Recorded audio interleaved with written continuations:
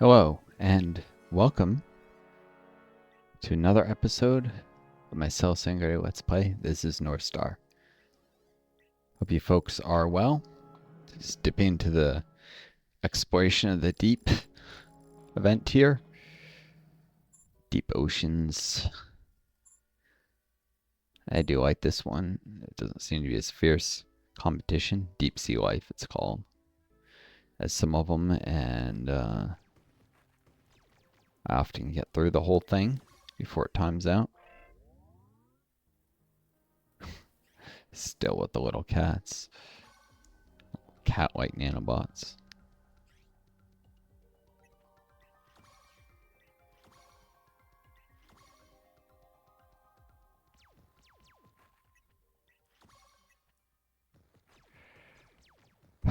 So,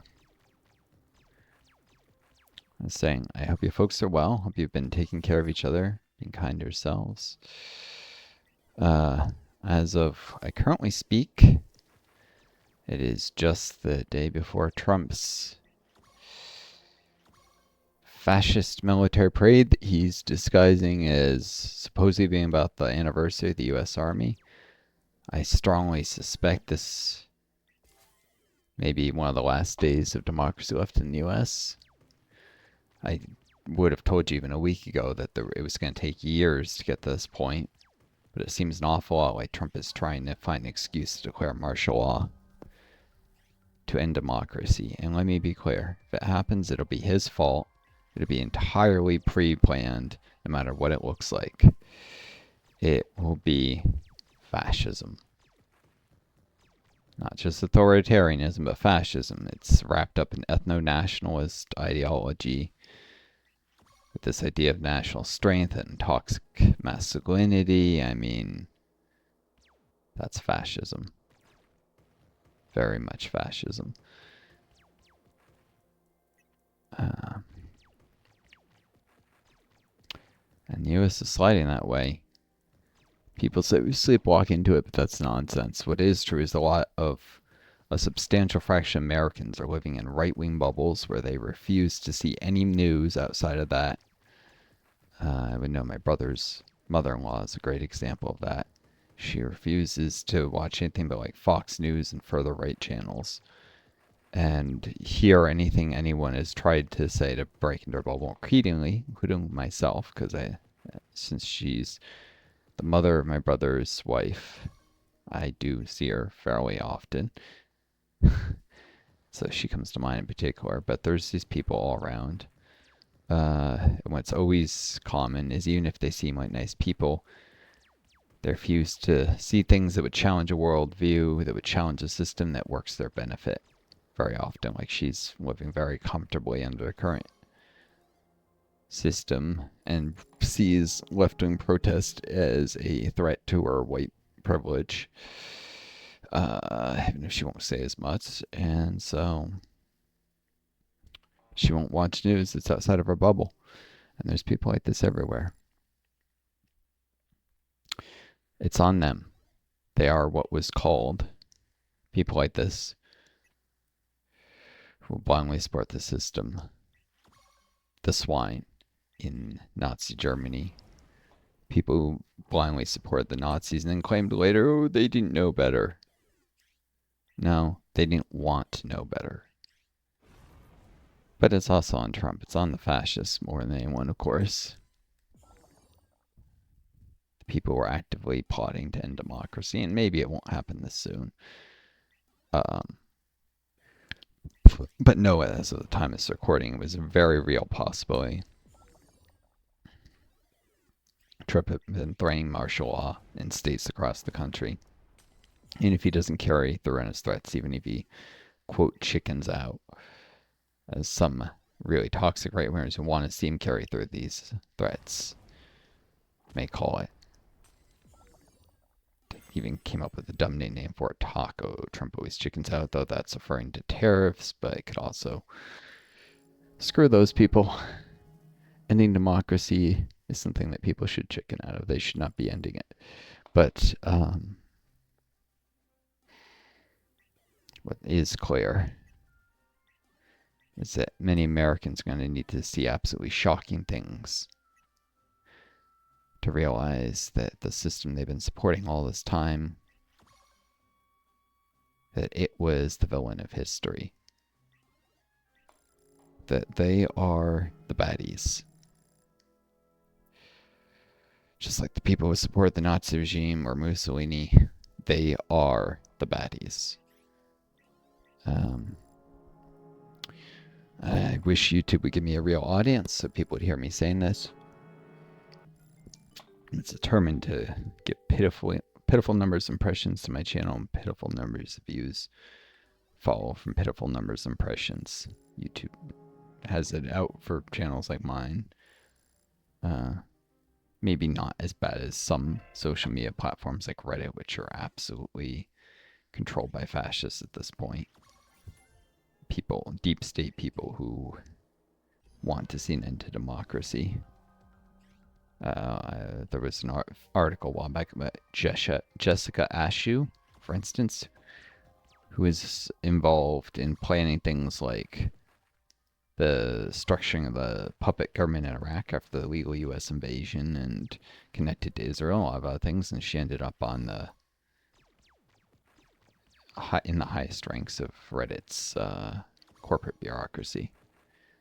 And she didn't like get promoted there. It's not like she worked her way up and she happened to have the background. No, people like this are brought in just promoted ahead of their skills and experience and tenure as a conciliatory measure to the U.S. government. This has been going on for a while.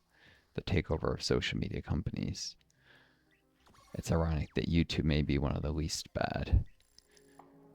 YouTube, TikTok, it's probably because it's harder to censor video-based media than text. It's harder to create bots that troll for certain words and such, although with the AIs now creating transcripts of everything on YouTube, it's starting to become a real problem. Don't get me wrong, YouTube will end up just as bad as Reddit eventually, but it's been for a long time harder to subvert video-based social media, and so there's been less temptation to do it, so there's been less takeover of like YouTube and TikTok. Though YouTube is definitely more control than TikTok.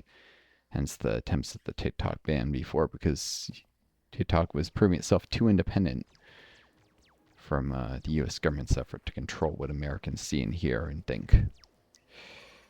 The government was so little respect for free speech or free thought for so long.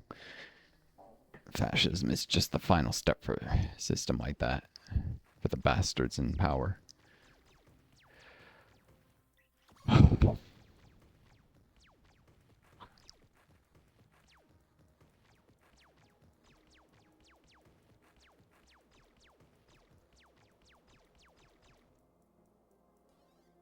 Music certainly changes as I go deeper here.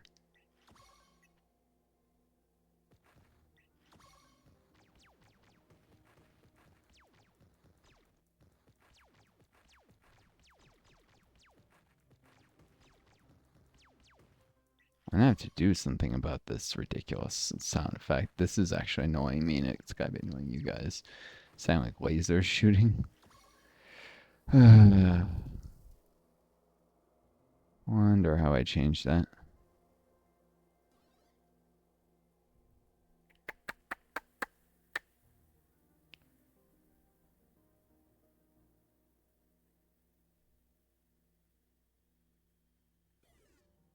Okay.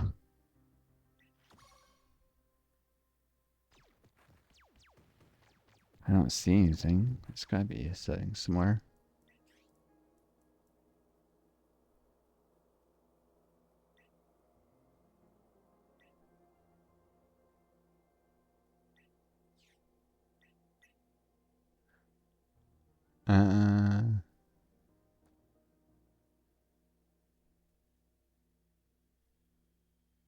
Oh, okay. Rather the generic nanobots, but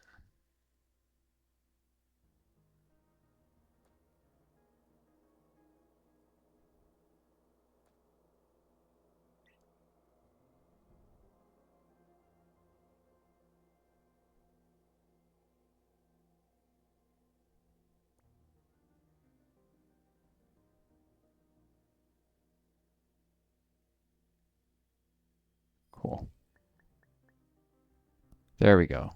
No more retro arcade sound effects.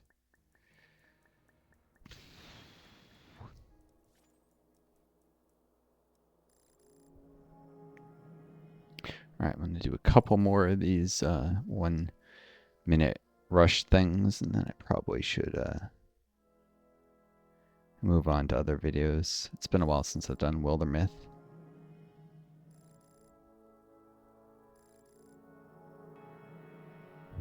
In particular.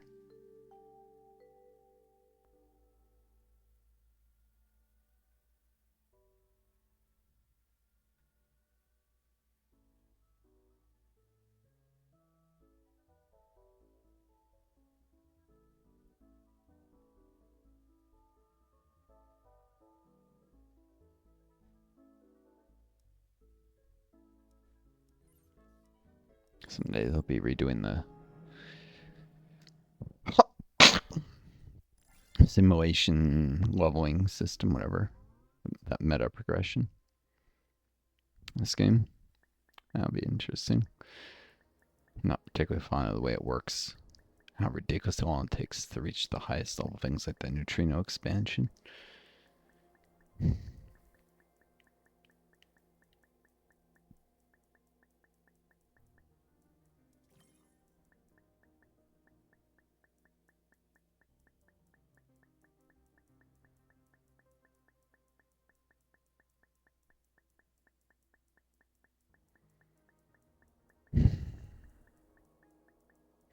So yeah.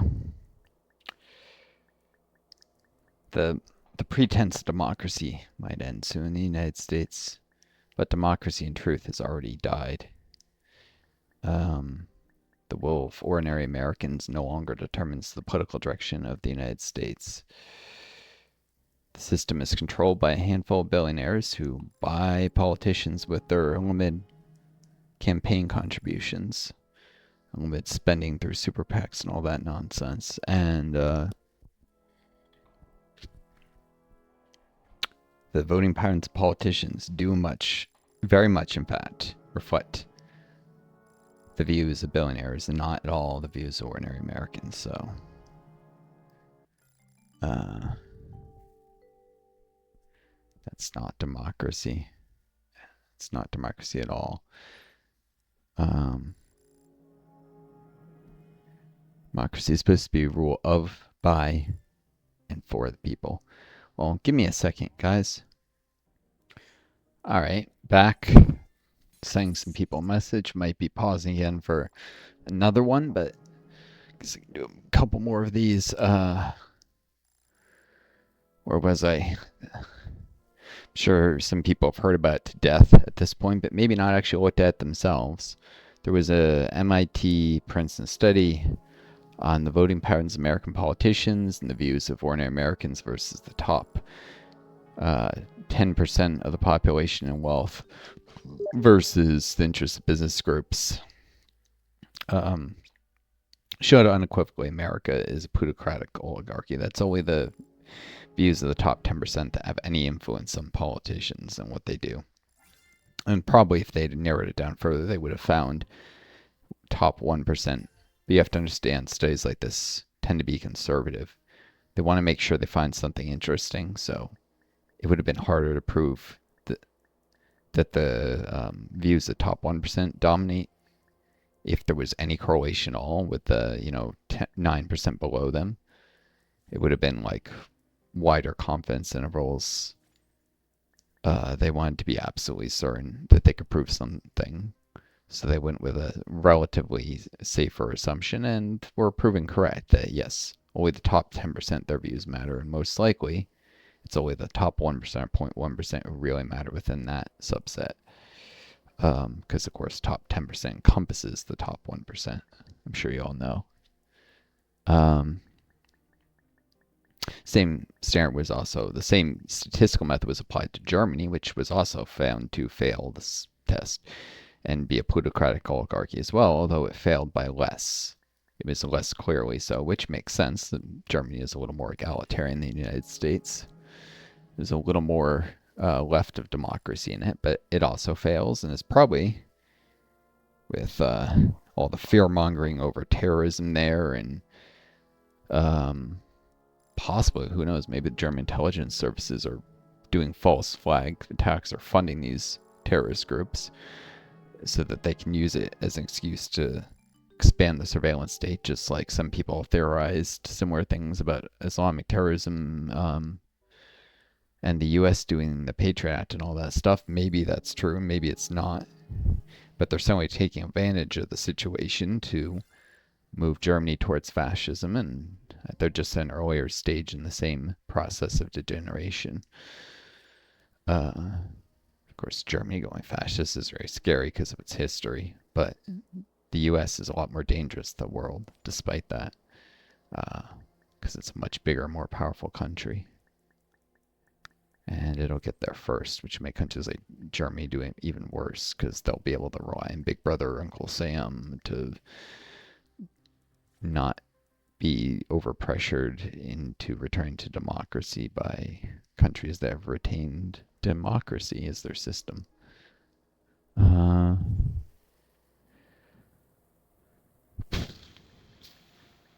Not pressure beyond their means to resist the pressures. I'm saying it'd be a good thing if they're pressured. It's just, world's going to a dark place. It's going to a dark place because the billionaires want to retain their power no matter what, and capitalism is showing its ugly face now that the Cold War is over, and it doesn't have to play nice and pretend to be something it isn't anymore.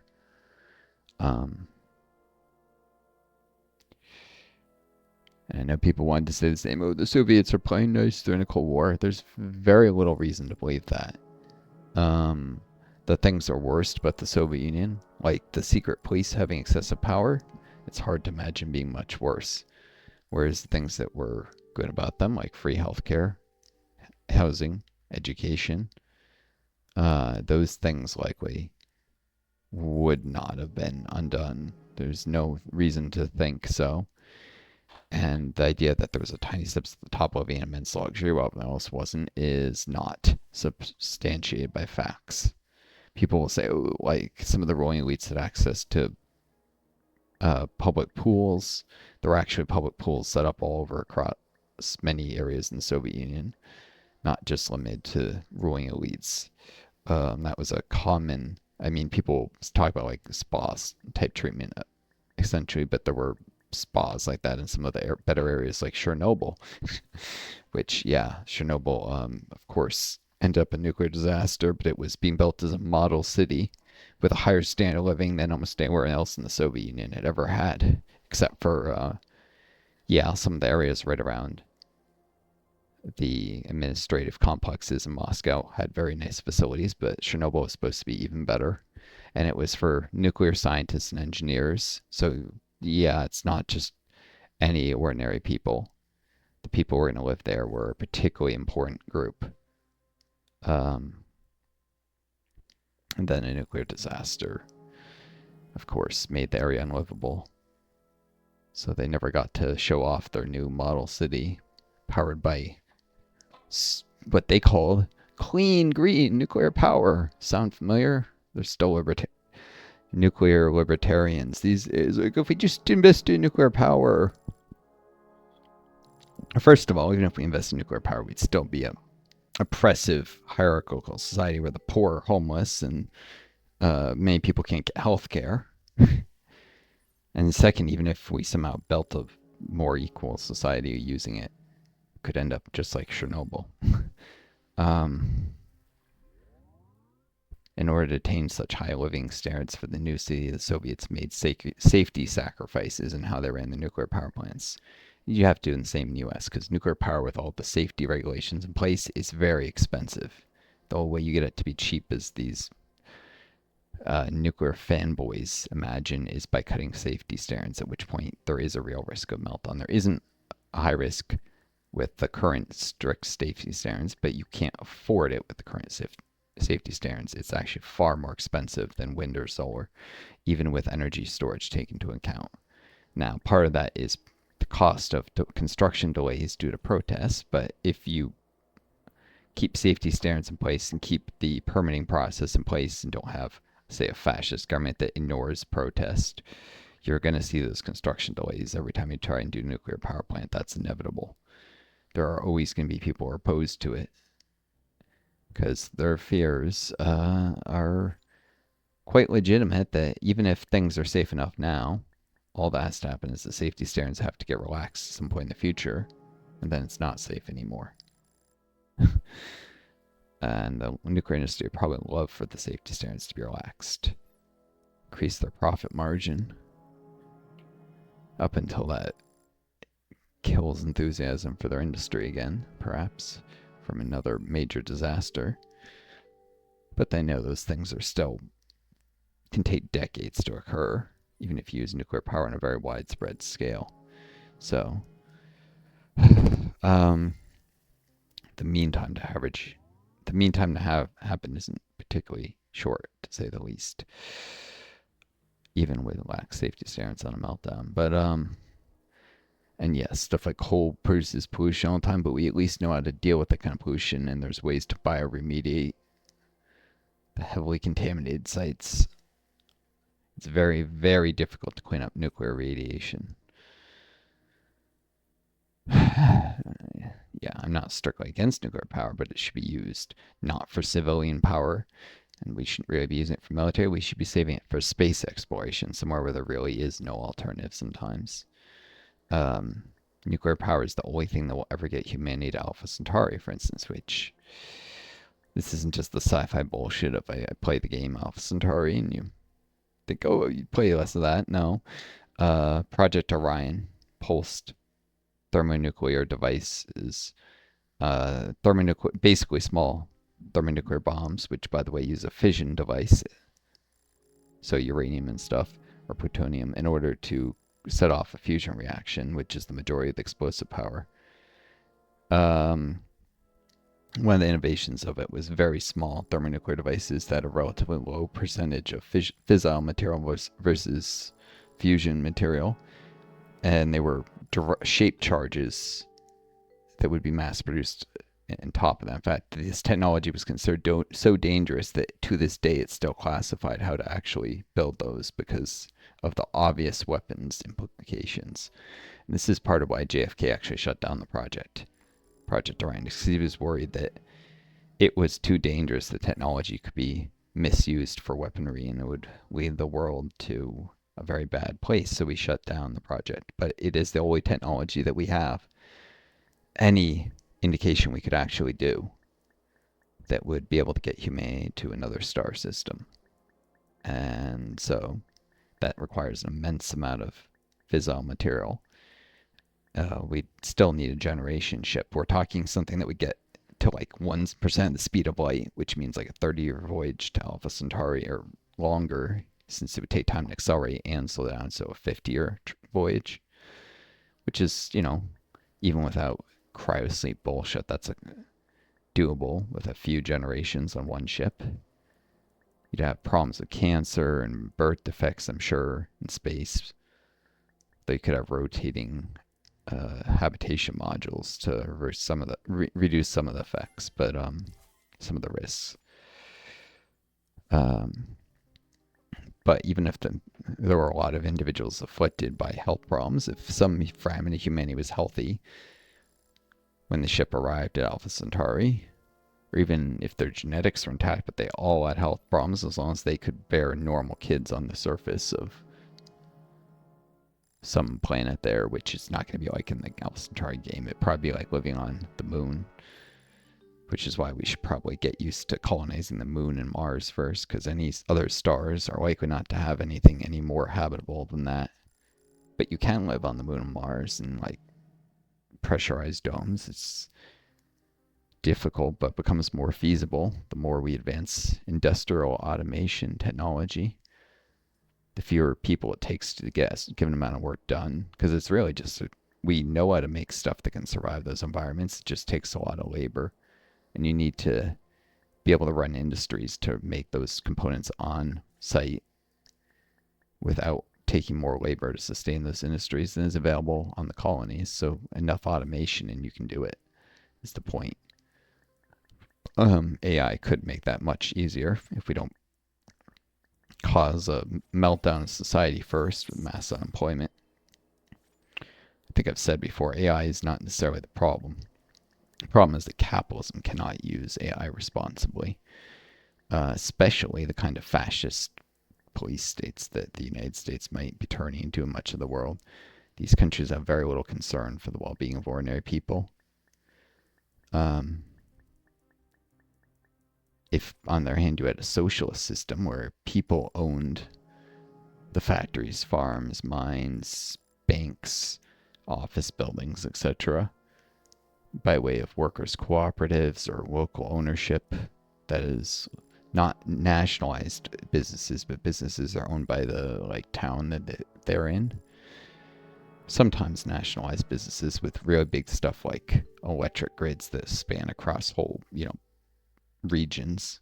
In the U.S., like something like electrical power plants will send electricity across state lines all the time.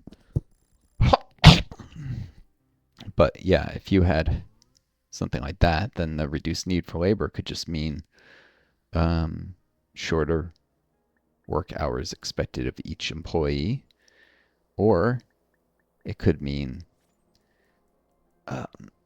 perhaps people still work, I don't know, 32-hour weeks, so a little bit less, and then taxes are higher, productivity is higher, then wages are higher, maybe, and taxes are higher, and new government funded jobs in stuff like scientific research. And honestly, if it was a socialist system, probably a lot of people would need to be in the military too to deal with possible foreign capitalist threats threatening to. I mean, the U.S. is the most powerful country in the world, but so if it was the U.S. that was doing it, that might not be necessary. But with a lot of countries, you need a large standing army just to deter possible foreign invasion. Um, can't just throw bodies at problems, but you can have a lot of infantry, which is a cheap way to provide ground support, which can save money for more advanced systems like high-tech air forces and missile defense systems. They're necessary that you have cutting-edge tech in those areas regardless, but you don't have to have your ground forces have lots of tanks or really high-tech stuff. Infantry are often the cheapest, most affordable backbone of an army, and you need a lot of people for that. And within that, even the more only a certain segment of your recruits will end up having what it takes to say be special forces or other elite units. So if you have a larger number of infantry, you have a larger number of those forces, which sometimes you won't need extra infantry, but you could use extra special forces for certain types of missions. I don't know. Back when I was in Army ROTC at one point, I had some guy was trying to recruit me into a group of cadets who were training specifically with the idea of going to special forces things, and they had like an ex-special forces guy doing really intense training, like walking at bricks in the bottom of pools and stuff. I'm like, this is nuts. No, thank you. I'm not some huge fanboy for U.S. Empire. I just hope to use the military probably to get out of a lifetime of poverty and to build credentials to, including recommendations to help me get to medical school and to try and get some young men and women back alive from the constant imperialist wars. On top of that, by providing competent leadership, that was my goal. I hope there's still some people of conscience and go in the military for decent reasons now, because if Trump tries to do martial law, I think it's ultimately only the military that can stop him from taking over the country, from doing despotism. In their oath to the Constitution over any individual leader. I doubt they'll do that, though. Anyways, I wish you all the best. Take care of each other. Be kind to yourselves. May you always find a guiding star to lead you home.